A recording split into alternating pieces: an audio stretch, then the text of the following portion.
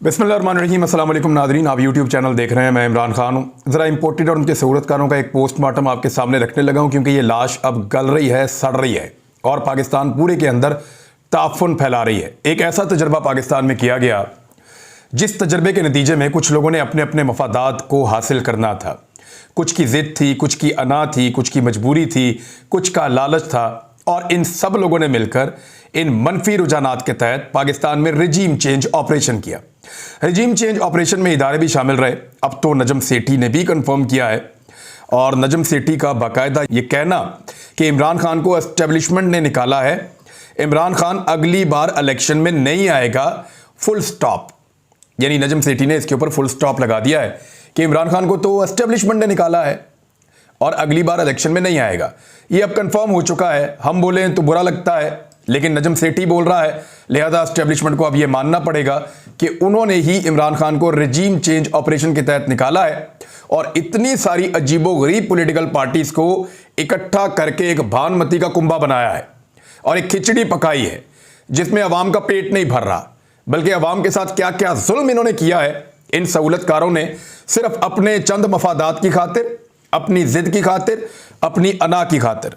जरा ये रिकॉर्ड आप देखें, रिकॉर्ड जरा दुरुस्त रहना चाहिए। ये चीजें मैं आपके साथ शेयर करने वाला हूं। सबसे पहले आप ये देखें कि पाकिस्तान में जो माहाना एक्सपोर्ट्स हैं, जो पाकिस्तान चीजें पाकिस्तान से बाहर बनाकर भेजता है, उसमें कितनी कमी आई है। उसमें पिछले 7 महीने में 19% तक कमी आई है। जब इसको बढ़ाना हो ना तो ये 2-2, 3-3% करके बढ़ता है, और 7 महीने के अंदर 19% तक की कमी कर दी पाकिस्तान की एक्सपोर्ट्स में। इससे ज्यादा बदतरीन कोई हुकूमत हो नहीं सकती। बेरोजगारी, इन 7 महीनों में जो बेरोजगारी बढ़ी है, यानी कोरोना के दौरान बेरोजगारी नहीं बढ़ी। पाकिस्तान में बदतरीन माशी हालात के बावजूद, पूरी दुनिया के अंदर एक वबा फैली हुई थी आलमी, उसके बावजूद बेरोजगारी नहीं बढ़ी। लेकिन मौजूदा हुकूमत के 7 महीनों के अंदर रोजगार इनके अपने 75 लोगों को तो मिल गया। 75 लोग काबीना का हिस्सा है शहबाज शरीफ की। अपने रोजगार का तो बंदोबस्त किया, लेकिन पब्लिक के साथ क्या किया। 22.5% पाकिस्तान में अनएम्प्लॉयमेंट इंक्रीज हुई है। बेरोजगारी पाकिस्तान में 22.5% बढ़ी है। इसके बाद आप आ जाए कि स्टेट बैंक ऑफ पाकिस्तान के पास जो खजाने में पैसे पड़े हुए थे, वो इमरान खान साहब कितने छोड़कर गए थे, और ये हुकूमत जब आई है तो अब कितने पैसे बचे हैं, जरा गौर कीजिए। इमरान खान साहब जब हुकूमत छोड़कर गए तो उस वक्त कौमी खजाने के अंदर 16.2 अरब रुपए के डिपॉजिट मौजूद थे, रिजर्व मौजूद थे। यानी ये फॉरेन एक्सचेंज रिजर्व थे स्टेट बैंक ऑफ पाकिस्तान में। ये 16.2 अरब रुपए थे, 2 अरब डॉलर्स थे, सॉरी। तो 16.2 अरब डॉलर, जबकि इस वक्त जब इंपोर्टेड हुकूमत है पाकिस्तान में, 7 महीनों के अंदर इन्होंने वो कबाड़ा किया पाकिस्तान का कि 7.9 अरब डॉलर्स बाकी बचे हैं। और ये जो डिक्रीज आया है, या पाकिस्तान के कौमी खजाने के अंदर जो कमी हुई है, वो 51% की हुई है। 51%, 51%। ये पाकिस्तान को फायदा पहुंचाया सहूलतकारों ने ये वाली हुकूमत बनाकर। तो आपको पता होना चाहिए कि आपका मुजरिम कौन है। इन्हीं के लिए तो अरशद शरीफ बात करता था कि तुम लोगों ने क्या कर दिया इस मुल्क के साथ। तो इतना गुस्सा आया कि उसके लिए जमीन तंग कर दी, उसको पाकिस्तान से जाना पड़ गया, फिर उसको यूएई से निकलवाया, उसके बाद उसको जाके तीसरे मुल्क के अंदर उसकी जिंदगी जो है वो अजीरन होगी, वहां पे वो कत्ल हो गया, और फिर उसकी लाश के साथ भी मजाक कर रहे हैं, उसको इंसाफ देने से भी भाग रहे हैं। मशीनरी की जो इंपोर्ट होती है, जब ये किसी मुल्क में मशीनरी इंपोर्ट की जाती है, इसका मतलब है वहां पे इंडस्ट्री फल फूल रही है, इंडस्ट्री आगे बढ़ रही है, मशीनरी मंगवाई जा रही है। 48% डिक्लाइन आ गया है। यानी इमरान खान साहब के दौरे हुकूमत के मुकाबले में इस वक्त जो मशीनों की इंपोर्ट है बैरून मुल्क से, या पाकिस्तान जो मशीनरी मंगवाता है प्रोडक्शन के लिए, उसकी जो मिकदार है वो 48% कम हुई है। यानी 872 बिलियन डॉलर्स की पाकिस्तान तहरीक इंसाफ के दौर में, और 457 मिलियन डॉलर की पीएमएलएन के दौरे हुकूमत में, या पीडीएम के दौरे हुकूमत में, जरदारी के दौरे हुकूमत में, फजलुर रहमान के दौरे हुकूमत में, एएनपी के दौरे हुकूमत में, एमक्यूएम के दौरे हुकूमत में, नून लीग के दौरे हुकूमत में, सारे रल मिल के कर रहे हैं ना। तो ये पाकिस्तान को इन्होंने डेंट डाला है। अभी और सुनते जाए इनके कारनामे। ये क्रेडिट डिफॉल्ट स्वैप रेट, यानी पाकिस्तान के जो CDSR यानी पाकिस्तान के डिफॉल्ट करने के जो इम्कानात हैं वो 5% से बढ़ के 79% यानी लगभग 80% तक पहुंच गए हैं। कहां पाकिस्तान का इमरान खान साहब के दौरे हुकूमत में डिफॉल्ट करने का खदशा या खतरा 5% था। मौजूदा इंपोर्टेड हुकूमत ने इस खतरे को बढ़ाकर 79% से बढ़ा दिया है। ये पाकिस्तान के साथ इन्होंने किया है। और रोशन डिजिटल अकाउंट इमरान खान साहब का एक इनिशिएटिव था। इसमें ओवरसीज पाकिस्तानी जो हैं वो अपना कंट्रीब्यूशन करते थे। उसकी वजह से पाकिस्तान के अंदर बहुत पैसा जमा होता था और हुकूमत पाकिस्तान को उसका फायदा होता था। याद रहे, इमरान खान ने कभी किसी को नहीं कहा कि पाकिस्तान पैसा मत भेजो, कभी किसी को नहीं कहा कि बिल जमा मत करवाओ, कभी किसी को नहीं कहा इस दौरे हुकूमत की मैं आपको बात कर रहा हूं। 7 महीने में इमरान खान साहब ने कोई सिविल नाफरमानी का बात नहीं की। उन्होंने नहीं कहा ओवरसीज पाकिस्तानियों को कि आप पैसे ना भेजें। उन्होंने नहीं कहा कि रोशन डिजिटल अकाउंट में पैसे ना डालें। अगर वो कहते तो सोचिए क्या होता। 290 मिलियन डॉलर से इसके अंदर पहले, और अब इसमें 42% की कमी आ गई है और 168 मिलियन डॉलर्स हैं इसके अंदर। तो अब आप अंदाजा कीजिए कि शहबाज शरीफ पे पाकिस्तानियों को कितना एतबार है।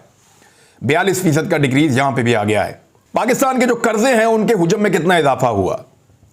इससे पहले जब पाकिस्तान तहरीक इंसाफ की हुकूमत थी तो 53.6 ट्रिलियन पाकिस्तान का कर्जा था, और इस वक्त जो पाकिस्तान का 7 महीने के बाद कर्जा है वो 62.5 ट्रिलियन है। यानी 17% का इजाफा किया गया है। लगभग 9 ट्रिलियन का इजाफा किया गया है पाकिस्तान के कर्जों के अंदर, और ये मौजूदा हुकूमत ने 7 महीनों के अंदर किया है। तो आप अंदाजा लगा सकते हैं। टेक्सटाइल की जो एक्सपोर्ट्स हैं पाकिस्तान जो करता था वो 1.6 अरब अमेरिकी डॉलर्स की एक्सपोर्ट पाकिस्तान कर रहा था, और उसमें 15% की कमी हुई है और वो 1.36 डॉलर्स तक रह गई है। 15% आपकी टेक्सटाइल की एक्सपोर्ट्स कम हुई हैं, और अभी आप सिर्फ चंद महीने गुजरने दें, फिर जो डाटा आएगा आप सर पकड़ के बैठ जाएंगे। पूरी की पूरी टेक्सटाइल इंडस्ट्री जो है वो तकरीबन बंद पड़ी है। फिर जो मशीनरी की इंपोर्ट है उसमें अगर आप देखें उसमें बहुत ज़्यादा डिक्रीज हुआ है। जीडीपी ग्रोथ, ये बहुत इंपॉर्टेंट है कि कोई मुल्क तरक्की कर रहा है तो तरक्की की शरह क्या है। पाकिस्तान तहरीक इंसाफ की तरक्की की जो शरह थी 2 साल से वो 6% के आसपास थी। 6% की शरह से पाकिस्तान तरक्की कर रहा था। कोरोना के बावजूद ये बहुत बड़ी कामयाबी थी पाकिस्तान की।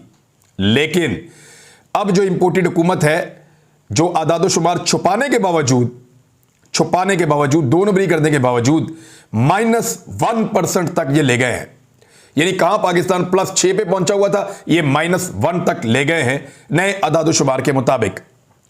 क्रेडिट रेटिंग पाकिस्तान की मूडीज कहता था, फिच कहता था, ये सब जितने बैनुल-अक़वामी इदारे हैं पाकिस्तान को मस्बत करार देते थे, अब सारे मनफी में जा रहे हैं और लगातार मनफी में जा रहे हैं। डॉलर का रेट, इसके ऊपर भी आ जाए आप।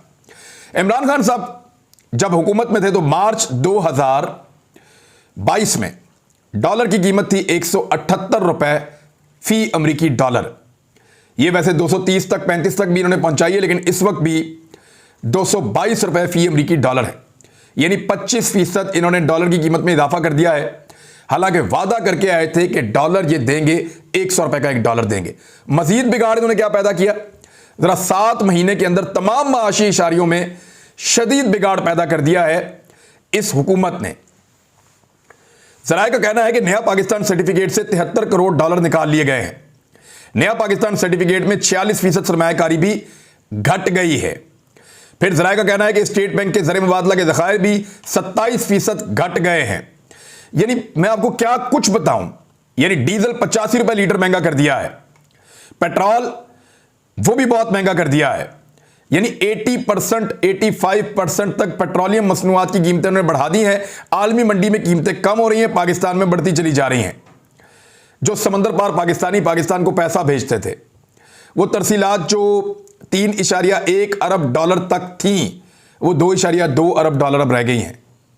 ये हाल कर दिया पाकिस्तान का। ऐसा तजर्बा किया इन लोगों ने पाकिस्तान के साथ। दोनों हाथों से सलूट है इनको। यानी इनको नजर नहीं आया कि ये जिन लोगों को लेकर आ रहे हैं उन्होंने मनी लॉन्ड्रिंग की हुई है, करप्शन की हुई है, बेईमानी की हुई है, सारे एक दूसरे के दुश्मन हैं। इमरान खान के बुग़्ज़ के अंदर उन सारों को इकट्ठा कर दिया और इकट्ठा करके एक ऐसी हुकूमत बनाई है जो पाकिस्तान की तारीख की सबसे नाकाम हुकूमत करार दी जाएगी, क्योंकि उन्होंने महंगाई के पाकिस्तान बनने से लेकर अब तक के तमाम रिकॉर्ड भी तोड़ दिए हैं, कोई रिकॉर्ड बाकी नहीं छोड़ा। बात यही नहीं रुकती, बात आगे बढ़ती है। और आगे क्या बढ़ती है कि हुकूमत की तब्दीली के बाद जब से रिजीम चेंज ऑपरेशन हुआ है पाकिस्तान में, ये फवाद चौधरी साहब ने इसके ऊपर एक ट्वीट भी किया है और उन्होंने कहा कि रिजीम चेंज ऑपरेशन के बाद दहशतगर्दी के वाकयात में 52% तक इजाफा हुआ है और यह इजाफा लगातार पिछले 7 महीने में हो रहा है। कबायली इलाकों में जहां सबसे ज्यादा तवज्जो होनी चाहिए, वफाकी हुकूमत ने फंड्स ही रोक दिए हैं। यानी इस्लामाबाद में फंड्स दे रहे हैं किस लिए कि पॉलिटिकल पार्टी को मारो, इस्लामाबाद पुलिस को फंड दे रहे हैं, FIA को फंड दे रहे हैं, सियासी मुखालिफिन को पकड़ो, कुचलो, नंगा करो, मारो। जो पैसा है वो अपने सियासी मुखालिफिन के खिलाफ इस्तेमाल कर रहे हैं। जिन लोगों का ये काम है कि वो दहशतगर्दी को रोकें, जिन लोगों का ये काम है वो दहशतगर्दी के खिलाफ लड़ाई लड़े, वो अपना वो वाला काम छोड़ के सियासी जमातों को दहशतगर्द बनाने में लगे हुए हैं कि किसी तरह उनको रोकें, उनके कपड़े उतारें, उनको मारें, उनको जलील करें। सहाफियों के ऊपर 50 पर्चे करवा दिए पाकिस्तान में। पाकिस्तान की तारीख में कभी इतने मुकदमे सियासी जमातों पर और सहाफियों पर नहीं हुए थे। अगर आप कंपाइल करके इकट्ठे करें तो पाकिस्तान के अंदर जिस तरह के झूठे मुकदमे बगावत के, गद्दारियों के, दहशतगर्दियों के ये दर्ज किए गए हैं, ये गुज़िश्ता 7 माह के अंदर एक नया वर्ल्ड रिकॉर्ड बनाया पाकिस्तान ने और अभी भी बाज नहीं आ रहे, अभी भी ये सिलसिला जारी है। और जिन्होंने ये किया उनको भुगतना पड़ेगा। उनका काम था कि दहशतगर्दों से जाकर लड़ते, उनका काम था पाकिस्तान से दहशतगर्दी को खत्म करते। दहशतगर्दी 52% बढ़ गई है, 52%। और वो लोग इसके लिए जिम्मेदार हैं जिन्होंने दहशतगर्दों को खुला छोड़ा और पाकिस्तान की मिडिल क्लास के ऊपर अटैक कर दिया। और उनको पकड़ो, उनको बंद करो, उनको मारो, उनको निशाने इबरत बनाओ, उनके लिए जमीन तंग करो, उनको पाकिस्तान से भगाओ। इस पॉलिसी के ऊपर वो लोग चले और क्या हाल कर दिया अच्छे खासे पाकिस्तान का। चीनी जो कर्जा है उसके ऊपर जो सालाना सूद है पाकिस्तान का, वो 36.3 अरब रुपए तक पहुंच गया है। यह बहुत बड़ी अमाउंट है। 36.3 अरब रुपए अब चीन को सूद की मद में सिर्फ पाकिस्तान ने सालाना अदा करने हैं, जबकि कोई पॉलिसी नहीं इस हुकूमत के पास। किसानों को बीज देने में नाकाम है, उनके घर बनाने में नाकाम है, उनको पॉलिसी देने में नाकाम है। सैलाब के बाद की सूरत हाल ऐसी है कि लोग अभी तक अपने घरों में नहीं जा सके, लोगों का इंफ्रास्ट्रक्चर बहाल नहीं किया जा सका और दावा कहते हैं पता नहीं क्या कुछ इन्होंने बनाकर दे दिया। सब कुछ झूठ बोल रहे हैं। तवज्जो सिर्फ इस बात पे है कि अपने केसेस किसी तरह खत्म हो जाएं। पहले अपने केसेस खत्म किए जाएं, अपने केसेस खत्म करने के बाद अगले इंतखाबात के लिए राह हमवार की जाए। नून लीग इस सारे अमल में सबसे ज्यादा बुरी तरह फंसी है। नून लीग के पास एक बयानिया हुआ करता था जो नवाज शरीफ ने बड़ी मेहनत से बनाया था। बेशक वो एक झूठा बयानिया उन्होंने घड़ा था क्योंकि वो अपनी मनी ट्रेल तो दे नहीं पाए थे। पैसा कैसे बनाया, पाकिस्तान से बाहर कैसे शिफ्ट किया, इसके बारे में नवाज शरीफ कभी नहीं बता पाए थे।